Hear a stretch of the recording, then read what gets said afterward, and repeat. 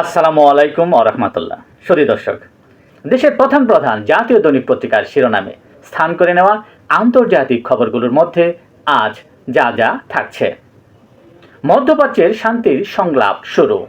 Iran যুক্তরাষ্ট্রের ৪৭ বছরের মধ্যে সর্বোচ্চ পর্যায়ের বৈঠক এটি। শান্তির খুঁজে যুক্তরাষ্ট্র ইরান। বৈঠকের আগে ট্রাম্প বলেন, ইরানের হাতে কোনো পারমাণবিক অস্ত্র থাকবে না, দরকার হলে ফের হামলা শুরু হবে। ট্রাম্প আরও বলেন, ইরান সহযোগিতা করুক বা না করুক, হরমুজ প্রণালী উন্মুক্ত হবেই। সর্বশেষ পাওয়া খবরে জানা যায়, ইরান যুক্তরাষ্ট্র আলোচনা ব্যর্থ, কোনো চুক্তি ছাড়াই ফিরে যাচ্ছেন জেডি ভ্যান্স। মোস্তফা খামেনির চেহারা বিকৃত হয়েছে বলে খবর প্রকাশ করেছে রয়টার।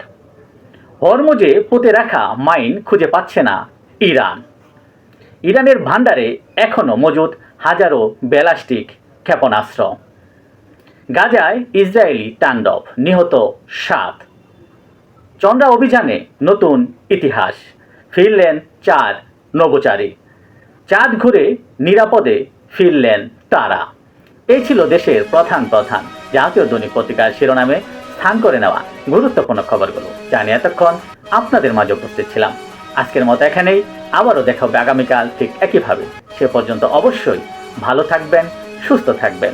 আসসালামু আলাইকুম ওয়া রাহমাতুল্লাহ।